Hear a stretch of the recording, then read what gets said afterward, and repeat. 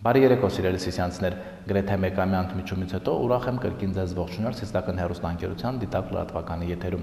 Այսուհետ մեր հաղորդումները կարող եք դիտել դեցիմետրային 27-րդ հեռուստաալիքով ուրբաթ օրերին 19:30-ին եւ 21:30-ին, կրկնությունը երկուշաբթի 20:30-ին։ Հաղորդման սկիզբը նախ պաշտոնական Սիսիանի քաղաքապետ Աղասի Հակոբյանյանի կարգադրությամբ Սիսիանի քաղաքապետի խորհրդական Կարեն Հովհաննիսյանն ազատվել է խորհրդականի պաշտոնից։ Մեկ այլ կարգադրությամբ նա նշանակվել է Սիսիանի քաղաքապետի տեղակալ։ Սիսիանի քաղաքապետի մեկ այլ կարգադրությամբ Սիսիանի քաղաքապետի օգնական Սլավիկ Դադաշյանն ազատվել է պաշտոնից եւ նշանակվել Սիսիանի քաղաքապետի խորհրդական։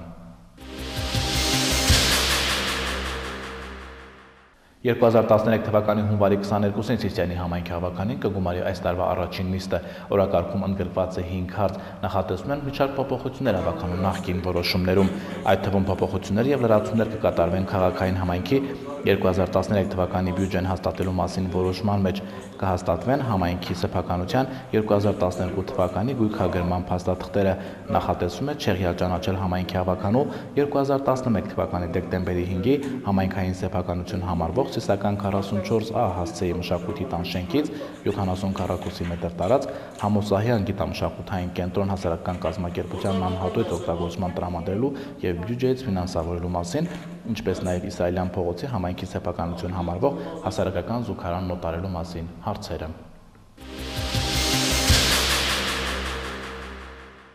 Սիսիանի զորամասի զինվորների թիվը 41-ով ավելացավ։ Նորակոչիկները զենքը կրծքներին սեղմած երդվեցին անմնացորդ ու արժանապատվորեն ծառայել հանուն հայրենիքի։ Նորակոչիկները հպարտ են, որ ծառայելու են տարածաշրջանի մարտունակ բանակում, որ կայացման ճանապարհ հարթել ու թրծել է հաղթահարելով բազում դժվարություններ։ Հպարտ են նաև նորակոչիկների ծնողները։ Ցանկությունը մեկն է՝ երկինքն ու երկիրը խաղաղ լինեն։ Ուժեղ կարողություն տա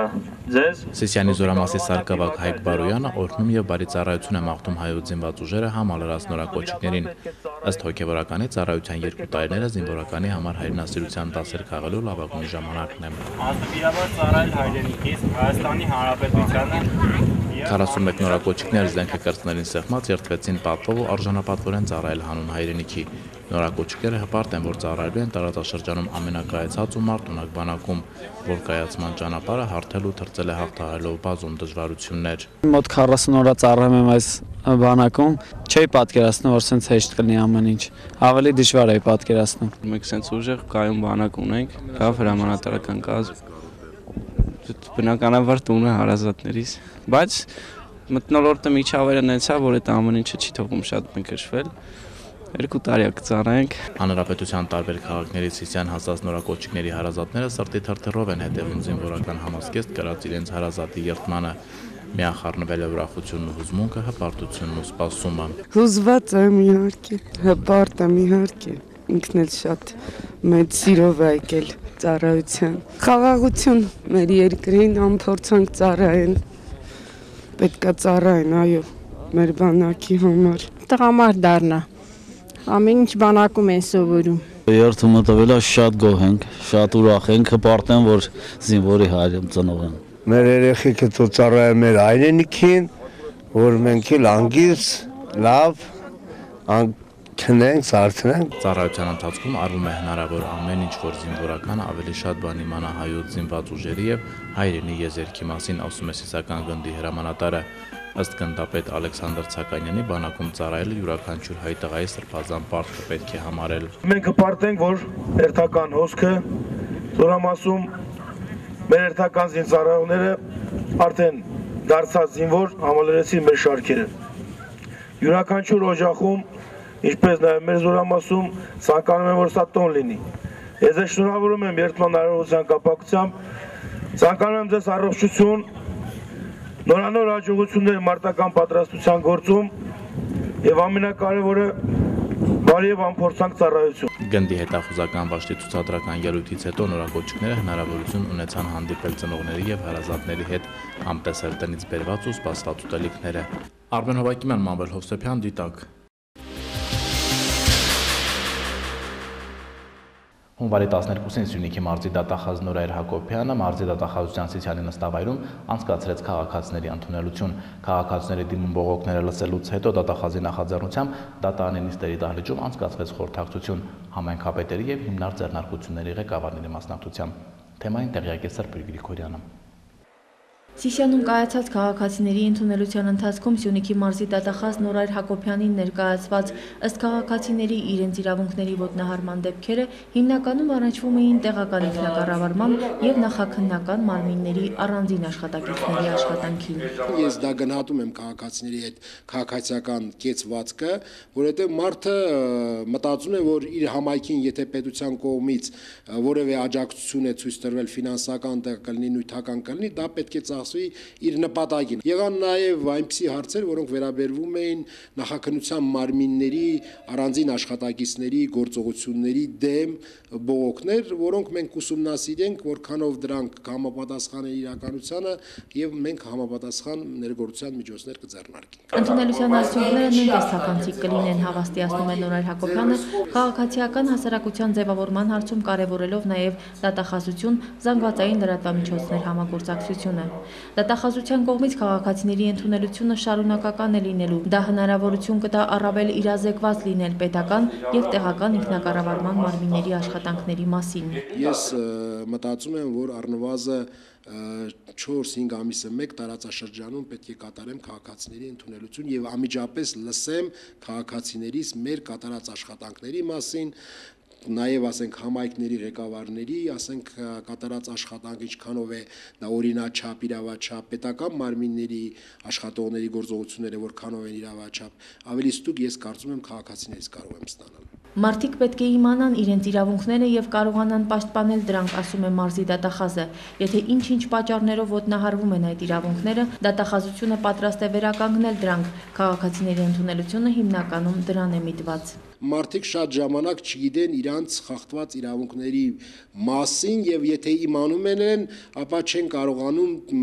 տեսնել ինչ ճանապարհով կարելի է վերականգնել այդ խախտված իրավունքները։ Մի քաղաքացի մենք ընդունեցինք, որտեղ ասենք ինքը կարող էր նախաքննության ընթացքում իր բողոքներ, իր խախտված իրավունքները, եթե ինքը գտնում է, որ խախտվել է, կարող էր այդ ժամանակ այդ միջդատական վարույթի ընթացքում այդ խախտված իրավունքները վերականգնել, ոչ թե ասենք հասնել դատական փուլում, որը ասենք երկար քաշքշուկների տեղիք է տալիս։ Եթե քաղաքացիների ընդունելության ընթացքում բարձրացվեցին բացառապես ըստ քաղաքացիների իրենց իրավունքների ոտնահարման դեպքեր, ապա ընդունելությունից անմիջապես հետո դատարանի դահլիճում դատախազության կողմից հրավիրած խորհրդակցությունը առնչվում էր պետական շահին։ Մարզի դատախազությունը կարևորում է պետական կառավարման մարմինների եւ տեղական ինքնակառավարման մարմինների համագործակցությունը պետական շահերի պաշտպանության ոլորտում։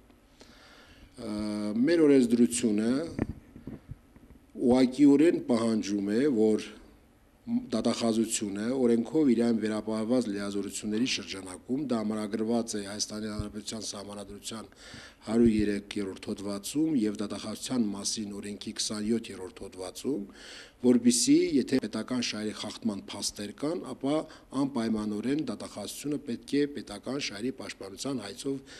դիմի դատարան։ Սյունիքի մարզում ՏԻՄ-ի կողմից պետական շահի խախտման որևէ դեպք չի բարձրաձայնվել, ասում է դատախազը եւ հավելում, առավել ակտիվ համագործակցություն է անհրաժեշտ պետական կառավարման եւ տեղական ինքնակառավարման մարմինների միջեւ։ Որևէ մարմին իրավունք չունի թաքցնել պետության շահի խախտման որևէ դեպք։ Եթե տեղական ինքնակառավարման մարմինները իրենց լիազորությունների ընթացքում հայտնաբերում են պետական շահերի խախտման փաստեր, իրենք պարտավոր են դիմել դատարան։ Եթե դա չեն անում, ապա պարտավոր են մեծ տեղեկատվություն տալ, որպեսզի մարզի դատախազությունը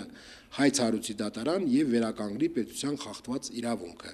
Խորհրդակցության ընթացքում առանձնակի քննվեցին 3 բնագավառներ՝ քաղաքաշինության, բնապահպանության, հուշարձանների պահպանության։ Հենց այդ 3 ոլորտներում է առավել հաճախ խախտվում պետության շահը, նշում է դատախազը։ Այդ ոլորտներում հատկապես կան շատ բազմաթիվ խախտումներ, որոնց ուղղությամբ եւ պետական կառավարման մարմինները եւ տեղական ինքնակառավարման մարմինները հատկապես տեսչական գործառույթներով, ստուգման գործառույթներով օժտված մարմինները աշխատանքներ չեն կատարել։ Դրա համար շատ կարևոր դրանք ոլորտներ են պետության շահերի պաշտպանության առումով, այդ ոլորտների վրա մենք ուշադրություն ենք դարձնում։ Խորհրդակցության ընթացքում մասնակիցները բարձրացրեցին իրենց ուզող հարցերը։ Նշվեց, որ հուշարձանների տարածքները համայնքապետարանների քարտեզներում չեն երևում։ Բնապահպանության նախարարության աշխատակազմի բնապահպանության պետական տեսչության Սյունիքի տարածքային բաժնի պետ Լևոն Պետրոսյանը ներկայացրեց բնապահպանական խնդիրները։ Այս անգամ նա Սիսիանից բարի լուրով կվերադառնա։ Ջիվան Մարգարյանը խոստացավ բնությանը նվիրել 2 արջ։ Սրբուհի Գրիգորյան, Արտակ Աղաբեկյան, Դիտակ։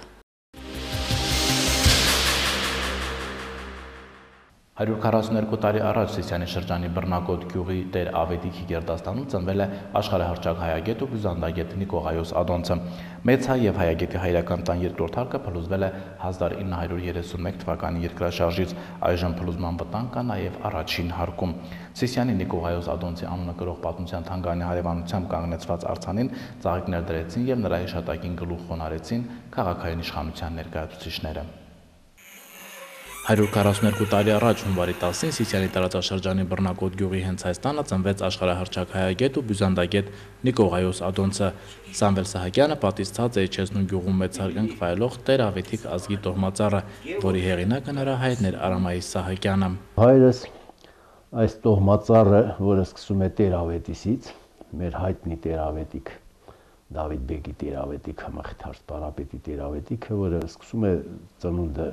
ազգի 1680 թվականից։ Այս տոհմածառի մեջ Աղաբեկ, Խաչատուրից հետո Ադի, Սահակ, Աղաբեկ, ընդ որում Ադին ունեցել է արդեն այն շարունակությունը, որտեղ ընդգրկված է նաև, որտեղ կա նաև աշխարհահռչակ, բյուզանդագետ, լեզվաբան, պատմաբան, այդ հսկա, այդ մեծ կաղանին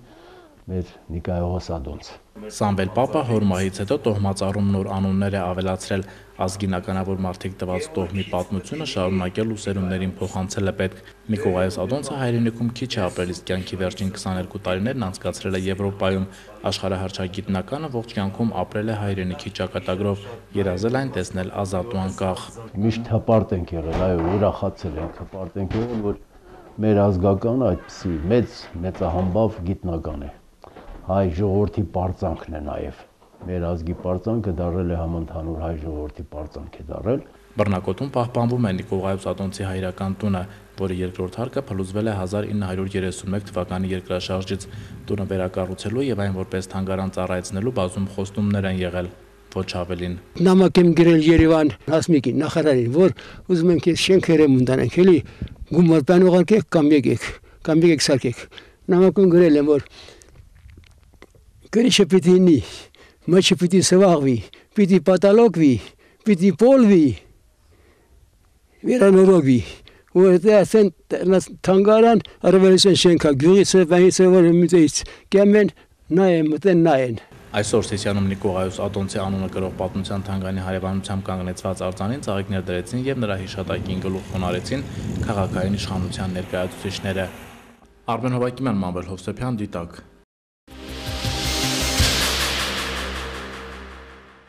Սիսիան քաղաքի Գայի փողոցում տեղի ունեցած վթարի պատճառով վնասվել են փողոցի մի քանի տների բնակիչների կենցաղային տեխնիկական միջոցները։ Իրավիճակը ստեղծվել է արդեն 1 տարի չշահագործվող փտած էլեկտրասյան էլեկտրալարերի վրա վայր ընկնելու պատճառով։ Կարճ միացման հետևանքով շարքից դուրս եկած էլեկտրասարքավորումների մի մասը, ինչպես խոստացել են Սիսիան Էլցանց Փակ բաժնետիրական ընկերությունից, վերանորոգվել է։ Վերանորոգման աշխատանքները շարունակվում են։ Մոտավորապես երևի 400,000-ի 3-400,000։ Սիսիան քաղաքի Գայի 2 փողոցի 4-րդ տան բնակիչ Արմեն Ալեքսանյանը հաշվարկում է հոսանքի կարճ միացման արդյունքում իրենց ընտանիքին պատճառված վնասի չափը։ Բաքում լսված 2 ուժգին պայթյունից հետո իրենց հեռուստացույցը, DVD նվագարկիչն ու երաժշտական կենտրոնն այլևս չեն միանում։ Տանը նստած ենք, զգացինք այն կողմից ծուխ է գալի։ Կոպշի հոսանքն ենք անջատել ու դուրս եկանք, իմացանք, որ ինչ-որ վթար է տեղի ունեցել։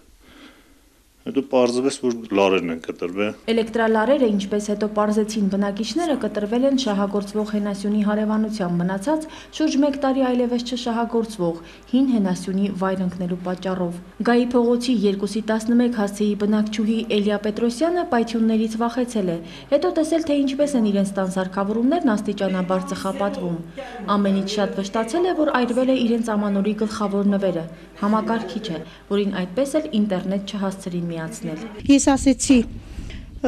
սառնարանը, ինքն ասեց կամպյուտերը։ Ինքը հասցրեց սառնարանը անջատել, ես չհասցրեցի։ Ձերքս հենց տարա, ես դրանից եմ շատ ուզում։ մի անգամից ծուխը լրիվ բռնկվեց։ Գայի փողոցի 8-ից 9 բնակիչներ վթարի մասին ահազանգել են Սիսիան Էլցանց փակbaşնետիրական ընկերությանը։ Վթարը Էլցանցի գլխավոր ճարտարագետ Դավիթ Դավթյանի խոսքով կես ժամվա ընթացքում վերացվել է։ Ընկերությունը վթարի վերաբերյալ իր վարկածն ունի, ինչ որ մեկը փորձել է գողանալ չշահագործվող հին հենասյունը, սակայն գողության ընթացքում սխալներ է թույլ տվել։ Տակի բանդաժը կացինով տաշել են, որ բանդաժը իջեցնեն, հենասյունը գցեն, կտրեն, տանեն, վառելիք անեն։ Բայց մի բան իրանք սխալ են արել, որ վերից պետքա կապեին դեպի Հողամաս Սիյանը։ Այդ հենասյունը թեքվել է դեպի Գծերյան, դեպի փողոց։ Գարուշ Ավագյանը, ում ընտանիքը մի քանի օր ստիպված պետք է բնակվի չջեռուցվող տանը, որովհետև կաթսան այլևս չի աշխատում, այլ կարծիքի է։ Խնդիրը ամենակարևորը նա է, որ հին ստորբան չեն անել։ Կարող է եկել են գողանալու, չեն հասցրել գողանան, թույլատրել են ընկելա։ Ընկելա մի ստորբայի վրա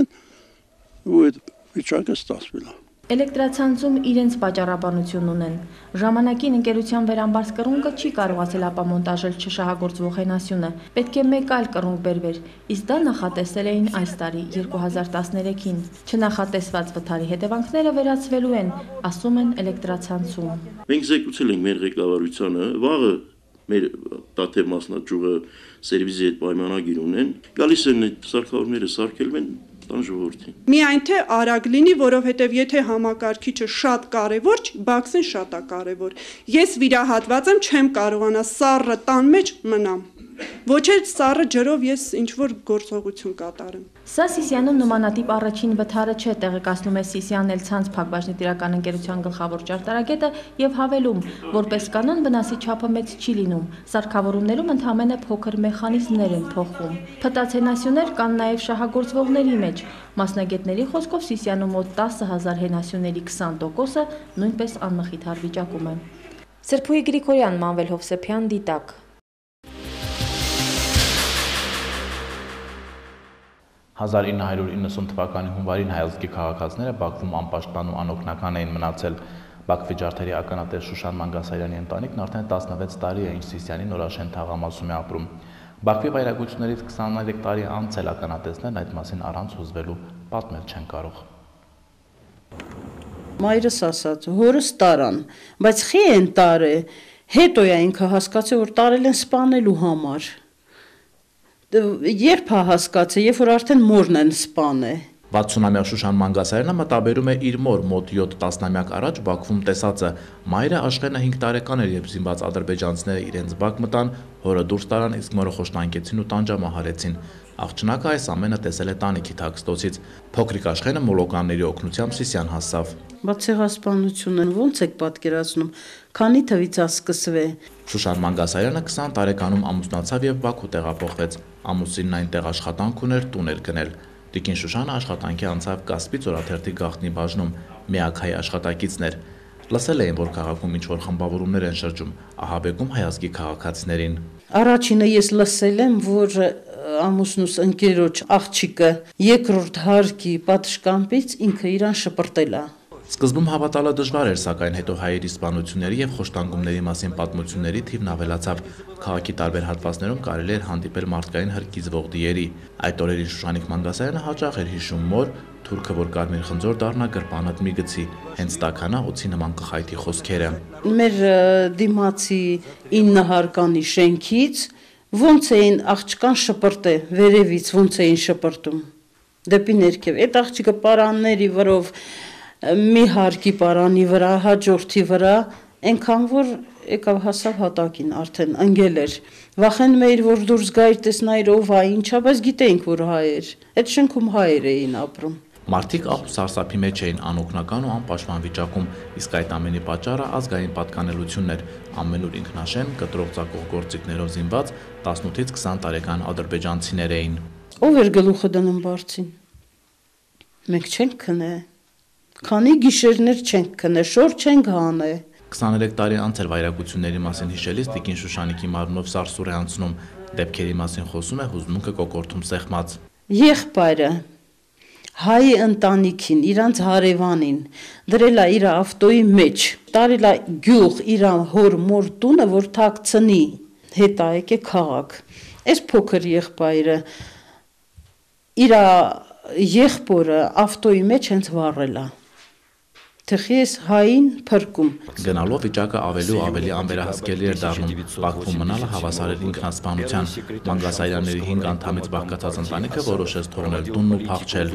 Մի հնարով մտերիմ Սաբիբի օգնությամբ գնացք նստեցին։ Կայարան բերող ողջ ճանապարհին Շուշանիկ Մանգասարյանը 2.5 տարեկան փոքրիկ աղջնակին գրկած մրմնջում էր. «Բարեհաջող Հայաստան հասնենք»։ Ես ասում էի երեխեքին հանեմ, ես գյորը ինչ կլնեմ, հələ երեխերքին հանեմ։ Էդ էի մտածում։ Դրա համար ինչ տուն, ինչ տեղ, ինչ եղած, ճիշտ է, լավ եղած ենք ունեցել, լավ ենք ապրել։ Նախ կապան այնտեղից էլ Մանգասարյանները Սիսիան հասան։ Բաքվում 1990 թվականի հունվար ամսին կատարվածի մասին Մանգասարյանները հիշել չեն ուզում։ Երբևէ Բաքվում լինելու մասին խոսք անգամ լինել չի կարող։ Արմեն Հովակիմյան, Մանվել Հովսեփյան, Դիտակ։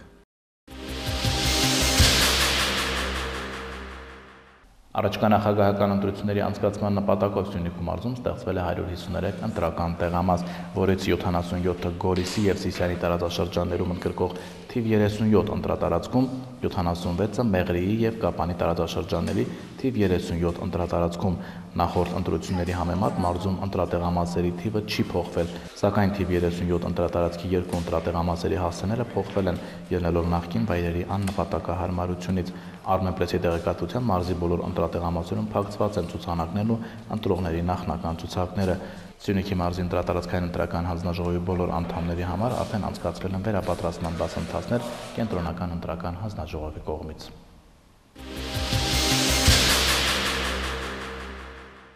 Հունվարի 22-ից 25-ը Սյունիքի մարզի տարածաշրջաններում Էրեբունի բժշկական կենտրոնի մասնագետները կիրականացնեն բաց դռների օրեր։ Մասնագիտական խմբում ընդգրկված կլինեն վիրաբույժ ուրոլոգ, սրտաբան, գինեկոլոգ, էնդոկրինոլոգ, քիթ-կոկորտ ականջ։ Սիսիանի բժշկական կենտրոնում ընդունելությունը կկայանա հունվարի 25-ին ժամը 11-ից։ Այսօրվա նախատեսված թեմաները սրանք էին, հրաժեշտից առաջ հիշեցնեմ մեր լրահավաք հեռախոսահամարն է 093 00 49 83, զանգահարեք մեզ եթե ունեք խնդիրներ, զանգահարեք եթե ունեք հետաքրքիր պատմություններ, դիտակը դրանց անպայման կանդրադառնա, քանզի մենք աշխատում ենք, որպեսզի դուք իրազեկված լինեք, իրազեկված լինելը ձեր իրավունքն է։ Կհանդիպենք թարմ լրատվությամբ հաջորդ շաբաթ։